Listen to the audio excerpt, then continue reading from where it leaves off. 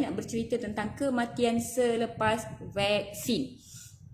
So, semalam satu kematian tular iaitu seorang pegawai bomba dilaporkan meninggal dunia beberapa hari selepas penerimaan vaksin COVID-19. Dan hari ini kita digegarkan dengan satu lagi berita, iaitu seorang jururawat di Kedah ke Penang meninggal dunia selepas lebih kurang 6 hari ke 7 hari selepas menerima vaksin COVID-19. So apa yang lebih menyedihkan adalah kita sangat bersimpati dengan pemergian mereka.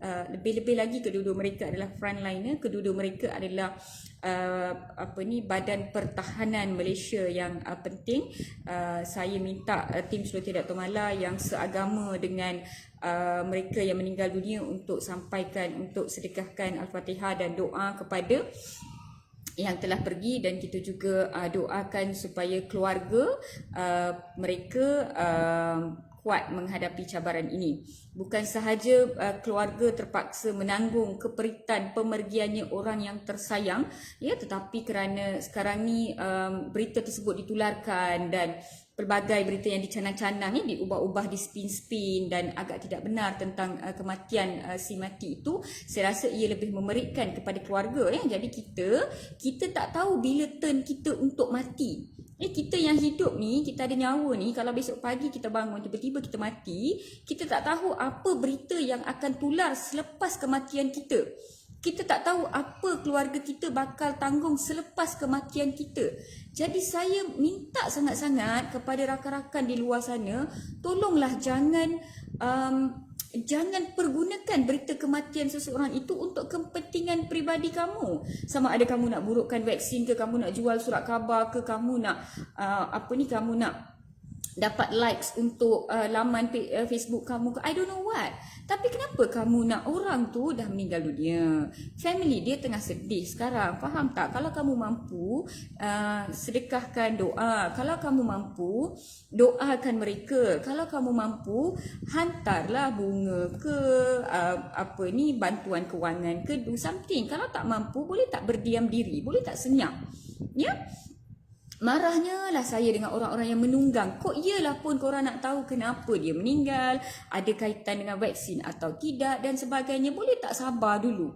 Boleh tak bagi mereka laluan? Biar pengebumian habis dulu, biar pihak berkuasa keluar. Kita tak tahu bila kita mati tau. Hampa buat macam tu kat orang, esok lusa hampa mati nanti jadi apa? Tular lagi teruk macam mana? Janganlah buat macam tu. Sedih tau. Saya sedih sangat tengok orang tu, family tengah mungkinlah baru settlekan jenazah, baru semayang, mungkin dekat rumah masih yang lepas meninggal tu kan, malam tu akan baca Quran kan dekat rumah tu, apa nama dia? Saya dah tak ingat dah. Kan selepas macam Indians kan, Hindu, kalau macam kita dah kebumikan mayat petang tu, dan 16 hari, kadang-kadang 14 hari masih ada prayers, dia masih ada go on. So ada something kan, saya tahu kalau jiran saya meninggal dulu pun malam tu dia ada something, tahlil, betul. So malam tu masih ada tahlil kan. Bayangkan dia masih baca tahlil, rumah masih macam bergema-gema dengan segala bacaan. Ada yang cuba menangis kan. Berita ni tular. Korang tak, dan ada thread panjang, tak macam-macam dah. Korang tak rasa sensitif ke? Saya pun, saya ada macam komen sikit lah, reply sikit lah dekat seorang saudara ni. Ukail nama dia, dekat FB post Dr. Amirul Amza. Sikit je saya reply tau. Lepas tu saya dah tak boleh nak reply dah, sebab saya teringat-ingat arwah. Saya teringat-ingat muka dia. Jadi saya tak boleh nak ni. Jadi sabarlah dulu. Kenapa korang buat macam tu? Cuba bayangkan awak tengah-tengah reply komen tu, awak tengah sibuk bertekak, tiba-tiba nyawa awak dicabut. Awak nak buat apa? Awak rasa kalau awak tak vaksin, awak rasa kalau awak tolak vaksin, awak boleh hidup sampai kiamat ke? Saya tak faham. Apa yang susah sangat? Nak bersabar. Saya tak faham lah, kalau tak ambil vaksin memang tak ada kematian ke dalam dunia ni sejak daripada awal Nabi Adam dulu. Saya tak faham lah, korang ni apa masalahnya? Kan saya dah kata saya tak nak live hari ni sebab saya marah sangat. Saya marah sangat malam ni. Daripada semalam saya marah tau. I don't understand. What is so difficult? Sabar itu sebahagian daripada iman orang kata. Saya rasa tanah tu pun merah lagi. Faham tak? Sabar. Biar benarkan pihak berkuasa investigate. Benarkan ahli keluarga habis meratap. Benarkan ahli keluarga settle kesedihan dia. Ahli keluarga pun nak tahu. Sekarang ni kematian family saya ni berkaitan dengan vaksin ataupun tidak. Mereka pun nak tahu tapi mereka nak bernafas dulu. Mereka nak tenang dulu. Jadi boleh tak kita tolong mereka berbuat benda tu? Ya, okey. So, saya nak cerita dekat sini. Penerimaan vaksin COVID-19 bermula sejak 26 Februari 2021. Sebelum 26 Februari 2021, dekat Malaysia dan dekat dunia, memang orang dah mati dah. Memang dah ada orang mati dah. Ya, kepada semua golongan anti-vaksin di luar sana, Dr. Mala nak cakap, mati bukannya perkara baru yang timbul selepas bermulanya vaksin COVID-19. Kelakarlah korang ni. Sebelum bermulanya program imunisasi COVID-19 kebangsaan pun memang dah ada kematian, ya. Jadi sekarang ni selepas kita memulakan program vaksinasi kebangsaan COVID-19, kita nak tahu kematian yang berlaku berkait dengan penerimaan vaksin ataupun tidak. Itu sahaja. Ya, tak usah nak bercanang-canang. Saya nak cerita sikit ischemic heart disease, iaitu kematian yang berkaitan dengan serangan jantung, penyakit jantung dan sebagainya, memang dah menjadi orang kata leading cause of death. Memang adalah sebab utama kematian terhadap golongan 41 hingga 59 tahun, at least 5 tahun ke belakang. 2018, 2019. Macam mana saya tahu? Sebab saya selalu bagi talk. Saya selalu bagi corporate talk kepada corporate clients kami. Kepada insurance groups, Hong Leong Assurance, Prudential, Great Eastern. Ya, saya selalu, sebab saya bekerja di hospital swasta. Jadi, saya selalu dipanggil untuk memberi talk. Ya, jadi, company-company insurans ni mereka lebih nak tahu tentang critical illnesses. Ya, sebab yalah, dia pun nak cerita dekat klien dia pun nak tahu tentang claim, coverage dan sebagainya, dan mereka juga nak tahu untuk knowledge mereka sendiri. Ya, so ischemic heart disease, itu penyakit jantung, adalah sebab utama kematian. Malah, have you taken your dinner? Dah, hari ni saya makan puri. Okay. So, penyakit jantung adalah sebab utama kematian golongan berumur 41 hingga 59 tahun, at least untuk 4 hingga 5 tahun kebelakangan. Paling kurang. Yang saya tahu 2018, yes. 2019, yes. 2020, saya sebelum live tadi, saya cuba cari saya cuba cari data untuk 2020 tentang statistik kematian. Saya tak dapat dia punya daripada DOSM tau, Department of Statistic Malaysia pun, ya, saya tak dapat dia punya saya tak dapat dia punya dia punya statistik untuk 2020. Sorry, saya nak letak statistik kematian dekat komen dekat laptop ni, tapi waktu tengah live tak boleh letak gambar, so tak apalah. Alright, so saya nak bagi tahu pada tahun 2019, 15% daripada seluruh kematian yang berlaku di dalam Malaysia adalah disebabkan oleh serangan jantung, iaitu 16,325 kematian. Pada 2019, 173,746 kematian berlaku di Malaysia, iaitu 1% meningkat daripada tahun sebelumnya 2018, daripada 172,000 kepada 173,000. Jadi ada peningkatan lebih kurang 1,000 lebih, dia kata. Alright, daripada 170,000 plus kematian pada tahun 2019 itu, 16,325 adalah serangan jantung, sakit jantung. Apa yang kita panggil ischemic heart disease. Alright, 69% daripada kematian adalah di kalangan lelaki dan 31% kematian adalah perempuan. Okey, daripada 173,000 kematian itu, hanya 109,164 disahkan oleh pegawai perubatan. Apa-apa, medically certified mereka kata. Yang lain tu 64,582 tidak disertify oleh pegawai perubatan, sama ada doktor ataupun MA. MA iaitu apa yang kita panggil pembantu pegawai PPP. pembantu pegawai perubatan PPP ataupun doktor, dua orang ni dia boleh mengesahkan kematian dalam industri kesihatan ya. So 64,000 tak disahkan oleh perubatan. So biasanya 64,000 ni siapa macam aksiden, dah mati di tempat kejadian, ataupun dah tua meninggal di rumah dan dia orang tak bawa pergi hospital, dan kematian sebegitu biasanya memang tidak dibawa kepada kesihatan. Ada dua authority yang boleh mengeluarkan sijil kematian. Yang pertama doktor di hospital ataupun MA, satu sama ada hospital, ataupun dua sama ada balai polis. So polis ataupun hospital boleh mengeluarkan sijil kematian. So ini yang saya nak cakap, 109,000 kematian disahkan oleh pihak kesihatan, manakala 64,000 tidak disahkan oleh pihak kesihatan. Tapi saya rasa moving forward, bila ada vaksin COVID-19 ni, kadar yang mana kematian disahkan oleh bahagian perubatan akan bertambah sebenarnya. Ini adalah jangkaan saya. Okey, kenapa saya nak duk bebel pasal kadar kematian ni? Sebab saya nak cakap, sebelum wujudnya vaksin COVID-19 ni, kematian ni memang dah wujud dah.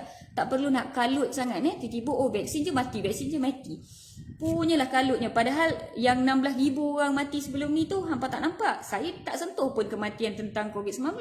Saya duk sembang pasal kematian tentang serangan jantung ni. Ya? Dan apabila kita tengok negara-negara maju yang lain seperti US, Australia, UK, negara-negara maju lain pun penyakit jantung ini adalah antara sebab utama kematian dalam golongan yang kita panggil premature death. Golongan yang agak muda, tapi tak adalah budak-budak 40 tahun ke atas, 40 hingga 59 tahun. Kenapa kita kata mereka ni muda? 40 hingga 59 tahun ni, mereka ni sebenarnya adalah golongan yang muda, produktif, kebanyakannya adalah managers, orang yang menyumbang tinggi terhadap negara sebenarnya. So ni adalah antara golongan yang penting Dan apabila kita tengok balik, sebelum wujudnya vaksin COVID-19 ni, ada tak siapa-siapa kalut pasal serangan jantung? Tak ada pula. Saya nampak penuh je. Saya nak beli ada sekali tu keluar aiskrim durian dekat McD. Saya tak sempat beli, habis semua orang beratur. Penuh McD. Setiap kali saya nak pergi McD penuh. Setiap kali saya nak pergi KFC penuh. Setiap kali saya nak makan biryani penuh. Setiap kali saya nak, faham tak, habis penuh. Tak ada orang pun kalut sebelum ni. Walhal sebab utama penyakit jantung adalah apa yang kita sebut lifestyle. Cara hidup, pemilihan pemakanan, kekurangan aktiviti fizikal, lebih berat badan, obesity. Tetapi kalau kurang berat badan, tak semestinya seseorang itu tak ada kolesterol tinggi. Saya jumpa ramai yang sama ada kurus ataupun medium build, sedap-sedap je, yang sebenarnya kolesterol tinggi. Sebab bila kita kurus, kita sombong, kita angkuh, kita rasa alah aku kurus, aku boleh makan semua benda. So duk makan kulit ayam, duk makan kentang goreng, duk makan semua, habis kolesterol tinggi, 7, 8 kolesterol. Ya, jadi antara sebab utama serangan jantung adalah yang pertama lifestyle, pemakanan yang tidak seimbang dikapelkan dengan kurangnya aktiviti fizikal. Yang kedua, kolesterol tinggi. Yang ketiga, rokok. Yang empat, penyakit underlying disease, penyakit komorbid yang tidak terkawal seperti kencing manis, darah tinggi, penyakit kolesterol dan sebagainya. Ya, dan bila kita tengok penyakit darah tinggi, memanglah kita kata dia sebenarnya, kadang-kadang kononnya lah kan, sebenarnya si Lijah tu tak ada apa-apa sakit pun, tiba-tiba pegang dada, pok mati, kena buat orangnya, dia kata. Berlaku 2018 itu. Sebenarnya 1 daripada 5 rakyat Malaysia mempunyai penyakit serangan darah tinggi yang dia sendiri tak sedar. Kita tak cerita pasal darah tinggi yang memang dah sedar, dah pergi appointment. No. Kita cerita tentang 1 daripada 5 rakyat Malaysia yang berjalan, yang berada di sekeliling kamu, ahli keluarga kamu, jiran kamu dan sebagainya, sebenarnya ada penyakit darah tinggi yang dia sendiri tak sedar. Faham tak? Ini adalah antara sebab utama penyebab serangan jantung. Ya, dan serangan jantung ni sebenarnya menyumbang kepada 18% of all disease. Ya, 18% serangan. Ini 2019 IHD lebih kurang 18%, pneumonia 12%, stroke 8%, aksiden 3.8%. Ini untuk golongan 41 hingga 59 tahun. Ya, jadi saya rasa rokok tu lagi merupakan sebab utama kematian yang disebabkan oleh serangan jantung. Darah tinggi yang tidak terkawal, stres Ya, stres sampai dah makan ubat darah tinggi tetapi darah tinggi tak terkawal sebab stres yang tinggi, rehat yang tak cukup, tidur yang tak cukup, ya, dan sebagainya. So saya nak throwback sikit dengan kawan-kawan, dengan tim celoteh Dr. Malam. Sebelum wujudnya vaksin COVID-19 ni, kita kalut tak bila kita tengok sesuatu kematian? Kita tengok satu artikel. Saya baca satu artikel sebelum saya live tadi, bertarikh 25 November 2019. New Straits Times melaporkan penyakit jantung membunuh hampir 50 orang sehari di Malaysia. Itu tajuk dia. Heart disease kills 50 people per day in Malaysia. Itu tajuk dia. Ada tak kita duk kalut? Ada tak wartawan tulis jururawat meninggal dunia selepas penat bekerja double shift? Jumlah jururawat perlu di hospital kerajaan perlu ditingkatkan. Pernah tak kita baca benda-benda sebegitu? Jarang. Pernah tak kita tengok perokok tegar 25 tahun merokok 2 pack sehari meninggal dunia tiba-tiba 4 jam selepas mengadu sakit jantung. Doktor tidak sempat menyelamatkan. Tiba-tiba semua perokok kalut terus buang rokok. Ada tak kita nampak? Tak pernah. Tak ada pun. Ya. Perokok yang sembang dengan kita orang yang datang sakit jantung dan kita rawat-rawat dia, bagi semua pergi cath lab, pergi ICU dan sebagainya, pumpang pun datang appointment rokok lagi. Tapi bila ambil vaksin, tengok je ada orang meninggal selepas pengambilan vaksin walaupun tidak berkait, terus kalut tak nak dah ambil vaksin yang dos kedua, tapi rokok sambung lagi. Tadi saya tengok dekat thread yang sama tu pun ada orang tulis, kawan saya duk sedut rokok, makan roti john, tiba-tiba rebah, meninggal terus. Tak ada pula wartawan tulis. Jadi saya ni pelik lah. Orang yang rasa lepas vaksin COVID-19 ni keluar baru tiba-tiba ada sesuatu yang bernama mati, tolonglah jangan ambil vaksin. Saya pelik lah dengan korang. Korang rasa kalau tak ambil vaksin awak boleh hidup sampai kiamat ke? Vaksin ni adalah untuk memberi perlindungan terhadap jangkitan COVID-19. Ya, saya hanya faham, okey, kalau tiba-tiba lah kita tak nak lah berlaku, orang kata minta simpangkan, tapi kalau lah tiba-tiba ada kejadian yang berlaku, dia dah ambil vaksin, dia masih dapat jangkitan COVID-19 dan dia meninggal dunia, dan kita patut kalut lah. Saya pun akan persoalkan manakah perlindungan yang dijanjikan. Jadi saya nak tahu, walaupun saya tahu sebenarnya vaksin itu memberi perlindungan lebih kurang 95%, 91%, memang ada jumlah yang tidak diberi perlindungan. Tetapi saya berharap setiap penerima vaksin di Malaysia paling kurang mendapat perlindungan yang secukupnya. Sama ada daripada vaksin yang dia terima ataupun perlindungan herd immunity daripada orang sekeliling. Ya? Jadi saya nak bertanya dengan kawan-kawan, kamu rasa apabila seseorang itu meninggal dan sebab meninggal dunia itu adalah serangan jantung, tetapi dia tak positif COVID-19 pun, setiap kematian kami masih still kena ambil test swab COVID-19 sebelum kita serahkan jenazah. Jadi jenazah tu dah sah-sah lah tak ada COVID-19. Jadi betul tak vaksin tu sebenarnya berfungsi seperti yang kita jangkakan? Tetapi serangan jantung tu macam mana boleh berlaku serangan jantung? Cuba throwback balik, cuba fikir balik, cuba dengar balik apa yang doktor-doktor cakap sebelum ni. Serangan jantung adalah sesuatu yang berlaku apabila salur darah di dalam jantung tersumbat. Jantung ada 3 salur yang paling penting. Jadi kalau salah satu ataupun 2 ataupun kesemua 3 sumbat, jantung tidak dapat menerima darah. Bila jantung tak terima darah, dia sendiri tak dapat darah, maka dia tidak boleh membuat fungsi dia iaitu mengepam, maka jantung tidak dapat memberikan darah kepada seluruh badan. Maka bila seluruh badan tak dapat, jantung lagi teruk, maka dia akan berhenti daripada berfungsi. Itu yang kita panggil cardiogenic shock. Dan serangan jantung of course boleh meragut nyawa, tetapi kalau pergi ke hospital dengan cepat, sakit sikit dah pergi dan sebagainya, kita masih boleh selamatkan. Ia ada rawatan, ia ada cara untuk kita detect buat ECG, buat troponin T, buat ekokardiografi bedside dan sebagainya, diagnose dengan segera, bagi ubat cair darah dengan segera, bawa pergi ke cath lab dengan segera, buat primary PCI, iaitu buka salur jantung yang dah tersumbat itu dan keluarkan darah beku itu, ataupun setengah-setengah hospital memberi ubat cair darah melalui intravenous, sama ada streptokinase ataupun Mytilase, dan cairkan darah yang dah beku, yang dah sumbatkan jantung tu, dan benarkan jantung mengepam balik untuk memberikan darah kepada seluruh badan. Ya, rawatan ada, tapi kalau dah tiba masa kamu untuk nyawa dicabut, seseorang itu akan mati juga. Semua ini adalah ikhtiar. Faham tak?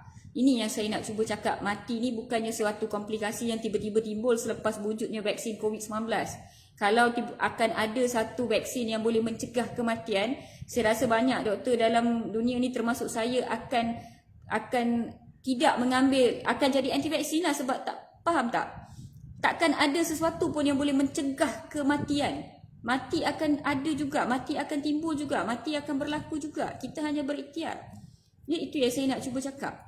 So, saya minta tolong sangat-sangat kalau kamu rasa time's up alamak.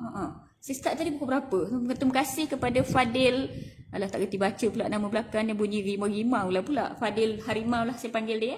Okay, saya nak habiskan dah sebab saya rasa penat dah membebel. Jadi saya nak ingatkan kepada rakan-rakan di luar sana, kepada semua orang di luar sana, kalau kamu tak share lagi video ni, tolong share kan. Kalau kamu tak tag lagi kawan-kawan kamu, tolong tag kan. Kalau kamu kalau tak share, tak nak tag, buatlah apa yang kamu nak buat. Saya cuma nak pesan satu saja. Kalau kamu takut mati, jangan ambil vaksin. Kalau kamu rasa dengar satu dua berita orang mati kiri kanan, kamu dah duk kalut dah, jangan ambil vaksin. Ya, kalau sebab kamu mengambil vaksin adalah kerana kamu takut mati, maka niat kamu dah salah dah. Cara kamu dah salah dah. Ikhtiar kamu dah salah dah sebenarnya. Saya dah penat dah cakap benda ni banyak kali. Dan apa yang saya tak faham adalah, orang yang ini bukan setengah-setengah agama je. Semua agama saya rasa berkata perkara yang sama. Tak kira kamu pegang agama mana pun, kamu akan mati juga satu hari nanti. Dah tiba masa kamu akan mati juga. Jadi kalau kamu takut sangat dengan mati, dengar je orang mati tu menggelepar, terus takut, tak usah ambil vaksin. Duduk berkurung dalam rumah, duduk cari satu tempurung, menyorok kat bawah tempurung tu. Kot lah boleh hidup sampai kiamat. Fir'aun yang hidup sihat tu, kalau seingat saya lah, saya baca cerita waktu form 2 form 3 dulu, sekali bersin terus dia mati kan, tak payah tunggu COVID-19 pun. Kok memang dia ada COVID-19 bersin terus mati, saya pun tak tahu. Saya tak faham. Kalau kamu takut sangat mati, takut sangat dengan komplikasi orang lain, dengar sikit dah kalut dah. Yang kita orang setahun pergi kerja, duk hadap COVID, duk hadap itu, duk hadap ini. Ingat tak zaman MH370 dulu hilang? Pilot semua stable lagi, bawa kapal terbang okey lagi je. MH13 kena tembak, habis satu kapal terbang meletup gitu. Pramugari masih pergi kerja, pilot masih pergi kerja, kru masih pergi kerja. Faham tak? Polis kena tembak, kena serang dengan gangster, kena aim. Okey je polis pergi kerja lagi, tak ada pula daripada takut tiba-tiba duk menyorok dalam rumah. Askar yang jaga sempadan negara kita diserang di sempadan dekat Lahad Datu daripada problem, elok je depa pergi kerja lagi. Yang korang ni dapat 0.3 ml ubat, benda tu dah diperiksa, dah diaudit di seluruh dunia, dah melalui macam-macam sistem, dah go through clinical trial. Yang 0.3 ml tu pun jugalah nak takut.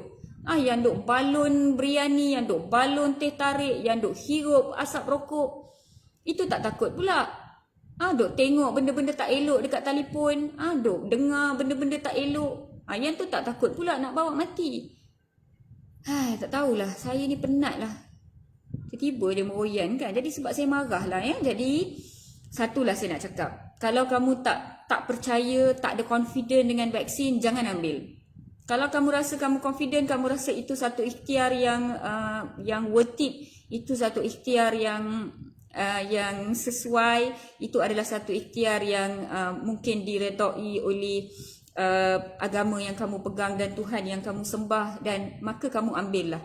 Kalau kamu ada rasa sekelumit pun, rasa sangsi, rasa tak confident, rasa entahlah, saya tak kerti nak cakap rasa apa, rasa tak best lah orang kata, jangan ambil. tolonglah jangan ambil. Sebab bila awak ambil dengan perasaan sangsi, ia lebih memudaratkan daripada membantu sebenarnya. Tak kiralah awak ke ahli keluarga ke, jiran tetangga ke, ya, benda ni untuk semua rawatan sebenarnya. Saya pernah cakap banyak kali dalam sesi live saya, ya. Kalau kamu nak terima satu rawatan, kamu kena redai rawatan tu, kamu kena terima rawatan tu, kamu kena terima yang pertama-tama sekali, kamu memerlukan rawatan tersebut. Kamu ada keperluan untuk menerima rawatan tersebut, sama ada kamu sakit ataupun kamu perlukan secara pencegahan dan sebagainya. Bila mental kamu dah terima, hati kamu dah terima, niatkan yang baik-baik dan kamu terima vaksin tersebut. Kamu niatkan. Doktor, hospital, staff nurse hanyalah perantara. Kami bukan penyembuh. Kami juga bukan bukanlah we are not God. We are not giving you the health, nor are we taking the health from you. Kami hanya menjalankan tanggungjawab kami. Kami hanya menjadi perantara di antara kamu dan kesihatan. Ini adalah tugas kami. Kami dibayar gaji untuk membuat tugas ini. Dan inilah tugas yang kami pilih dan inilah tugas yang, faham tak? Saya ditakdirkan untuk menggalas tugas ini. Yalah, saya bercita-cita nak jadi doktor dan hari ini saya dah jadi doktor. Saya dibawa kepada journey ini oleh takdir sendiri. Kalau tak, mestilah dah terbabas kat tengah-tengah kan, orang kata. Dah jadi pelakon ke, penyanyi ke, manalah saya tahu kan. Tapi memang saya dibawa ke tugas ini, ya. Jadi saya minta banyak-banyak, tak kisahlah anda anti-vaksin ataupun pro-vaksin ataupun kamu masih vaksin hesitant kita panggilnya, kamu masih gusar, kamu masih tidak begitu confident dan sebagainya. Saya nasihatkan, tolonglah sangat-sangat hormati sensitiviti si mati dan juga keluarga. Benarkanlah tanah tu kering sikit. Benarkanlah tahlil habis di rumah dulu. Benarkanlah diorang bersedih dulu. Barulah korang duk pumpang. Ya, kami yang bila saya tengok death dekat at work kan, saya walaupun yalah saya hanya kenal pesakit itu mungkin sejam, mungkin setengah jam, mungkin beberapa hari ke, hari ni saya tengok patient 2-3 hari kemudian dia meninggal, saya pun tak boleh nak move on. Kadang-kadang saya pun ada satu kematian baru-baru ni, saya rasa dekat 2-3 minggu saya nak move on daripada kematian tu, walaupun tak ada blood connection. Bayangkan orang yang connected tu. Sebab tu saya kalau boleh saya takkan komen apa-apa tentang perkara-perkara yang sebegini di page saya ataupun profile saya dan sebagainya. Saya cuba untuk berdiam diri because it's very painful. Cuba duduk di in their shoes and feel what they are feeling. Dia nak cuba untuk privacy kan. Mereka cuba untuk untuk buat yang terbaik untuk si mati. Diorang nak ingat benda yang terbaik. Tiba-tiba pumpang viral. Ada pula si Bingai yang komen dekat thread si Zaki tu kata, oh yelah memanglah sebab kematian tu adalah acute coronary syndrome. Masalahnya virus tu datang dari mana? Siapa yang cakap dekat hang acute coronary syndrome tu sebab virus? Dulu kecil-kecil tak nak belajar sains, pemalas. Masuk jadi doktor, kau tak jadi doktor. Aku juga yang stay up malam-malam duk study bagai, duk minum kopi bagai aku jadi doktor. Dah satu kerja aku kena jawab ke, aku tak tahulah. Siapa kata acute coronary syndrome tu datang daripada virus? Acute coronary syndrome tu adalah sumbatan yang berlaku di dalam jantung sehingga jantung tidak mengepam darah dan jantung berhenti berfungsi. Itu dah kita panggil ACS, acute coronary syndrome with cardiogenic shock. Cardiogenic shock tu apa dah? Jantung dah terkejut dah, dia tak boleh nak pam darah. Satu badan tak dapat darah dah. Faham tak? Lain kali belajar rajin-rajin. Kalau hampa dah tak belajar rajin, suruh anak belajar rajin, suruh anak jadi doktor pula. Faham tak? Macam mak saya, dia tak payah fikir dah vaksin ni sihat ke, bagus ke, bahaya ke, tak ada maknanya. Sampai masa dia bagi je bahu dia, habis cerita, settle. Sebelum ni pun mak saya memang semua lengkap. Pneumococcal, influenza, semua dia dapat. Faham tak? Jadi rajin kamu baca, sebab membaca tu amalan mulia. Jangan duk type je, duk type. Hampa tak baca. Duk cakap je, orang lain cakap hampa tak dengar. Tu masalahnya. Faham tak? Ya, jadi tolonglah pesan dekat WhatsApp kawasan perumahan, tolong pesan dekat kawan-kawan, tolong pesan dekat orang office yang mati ini bukan komplikasi baru yang disebabkan oleh vaksin COVID-19. Mati ni wujud sejak Nabi Adam. Sejak zaman Nabi Adam lagi mati ni dah wujud dah. Ya, tak usah nak pelik-pelik. Ya, kalau kita bajet 80% rakyat Malaysia akan vaksin, 16-17 ribu kematian disebabkan oleh serangan jantung yang pada tahun-tahun sebelum ini berlaku pun masih akan berlaku dalam kadar yang lebih kurang sama. Hanya jika sesuatu kematian itu berlaku dengan kadar yang agak memeranjatkan. Kenapa lepas vaksin COVID-19 ni kadar kematian penyakit ABC menjadi agak lebih tinggi daripada biasa? Kita perlu kaji. Maka kita akan mula kaji. Kalau dia tak ada kaitan pun, apa kita nak kaji? Saya bagi contoh, kalau orang tu makan rendang, dia dapat cerit berit 2 hari lepas makan rendang. Mungkin berkait dengan rendang, mungkin tak berkait dengan rendang tu secara langsung, tapi ialah mungkinlah dia macam indigestion ke, rasa tak sedap ke, ataupun mungkinlah tak ada kaitan dengan rendang, tapi sebab rendang itu bla bla bla, faham tak? Tapi kalau awak kata lepas makan rendang tu saya tiba-tiba banyak gugur rambut lah, logik tak? Agak-agaknya orang yang masak rendang tu nak terima tak? Ataupun dia kata lepas makan rendang tu tiba-tiba saya dapat sesema. Sebelum tu saya okey je. 2 hari lepas makan demam tu tiba-tiba saya rasa hidung saya sumbat. Lepas tu tiba-tiba saya sesema. Boleh tak cek rendang awak? Hampa rasa makcik yang buat rendang tu nak cek tak rendang dia? Tak ada maknanya. Tak ada kaitan. Kok manalah pula rendang tu masuk dalam hidung hang? Kalau cek berit tu bolehlah faham. Apa kaitan dengan sesema pula? Faham tak? Sama juga. Lepas saya makan rendang Mak Lijah tu, tiba-tiba saya accident. Saya rasa memang rendang dia tu ada masalah sebenarnya. Hampa rasa Mak Lijah nak cek tak rendang dia? Tak ada maknanya. Tak ada kaitan. Faham tak? Sama juga dengan vaksin. Kita fikir dulu dia boleh tak masuk kat situ? Dia boleh tak buat benda tu? Vaksin tu 0.3 ml. Macam mana dia nak pergi sumbat jantung pula? Faham tak? Yang dah makan bertahun-tahun sebelum ni hampa tak fikir. Duk fikir juga. Yang dah penyakit sebelum ni tak fikir. Nak fikir juga 0.3 ml vaksin tu. Faham tak? Dia kena ada kaitan. Barulah kita boleh kaji. Kalau tiba-tiba dia kata lepas saya makan rendang Mak Lijah tu, tiba-tiba langsir rumah saya terjatuh sebelah. Saya rasa ada kaitan dengan rendang tu. Korang rasa Mak Lijah nak cek rendang dia? Tak ada maknanya. Mak Lijah akan keluarkan berita dekat Harian Metro. Jatuhnya langsir di rumah Dr. Mala tiada kaitan dengan rendang saya. Saya bakal sama Dr. Mala. Begitu.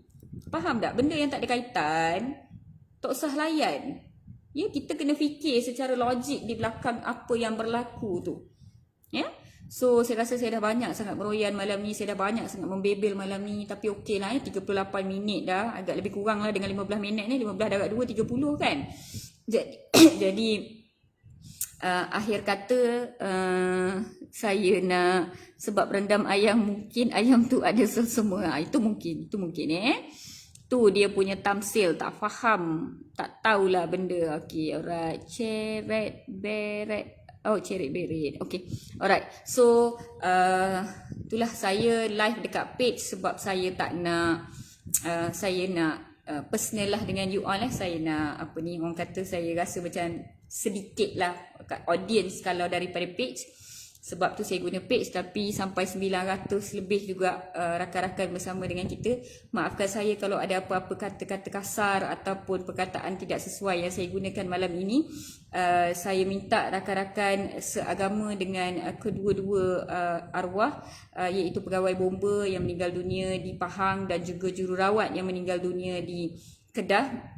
Saya minta kalian untuk sedekahkan doa dan Al-Fatihah kepada mereka pada malam Jumaat yang mulia ini. Dan tolonglah jangan canang berita pemergian mereka. Benarkan keluarga dan rakan-rakan mereka untuk go through this difficult time. Benarkan mereka untuk go through all this. Dan kalau apa pun, kalau ada apa-apa kenyataan pun, biarlah ia datang daripada ahli keluarga yang terdekat sendiri. Ya, kita kalau tak ada apa-apa kepada kita yang lain, kalau tak ada apa-apa baik yang kita nak cakap, baiklah kita jangan sebut apa-apa. Baik kita berdiam diri sahaja, sebab kita tak tahu bila turn kita untuk dipanggil oleh malaikat maut. Ya, so jangan gaduh-gaduh, jangan bertekak-tekak, jangan marah-marah. Kalau kamu rasa tak nak, jangan ambil vaksin. Simple.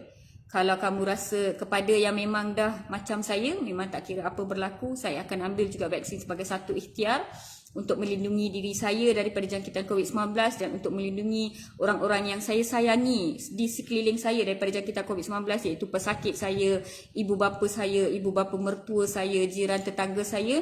Saya masih akan ambil vaksin COVID-19 ini untuk melindungi diri saya daripada jangkitan COVID-19. Kalau tiba turn saya untuk meninggal selepas mengambil vaksin COVID-19, tolonglah jangan canang berita itu. Saya takkan redha sebenarnya. Jadi bila kamu nak ambil vaksin pun, kamu pesan juga kepada orang sekeliling. Kita tak tahu bila turn kita untuk mati. Tetapi kita kena bersedia untuk mati pada bila-bila masa. Sebab bila sampai masa itu kita akan dipanggil juga dan kita tak boleh lari ya. So thank you so much. Good night. Bye bye. Dan minta maaf sekali lagi kalau saya ada menggunakan apa-apa perkataan yang kasar ataupun tidak sesuai. Thank you so much. Bye bye. Good night guys. Team Celoteh Dr. Mala, jangan lupa hashtag Celoteh Dr. Mala, jangan lupa share, jangan lupa share link video ini di WhatsApp grup kawasan perumahan. Bye bye. Bye bye.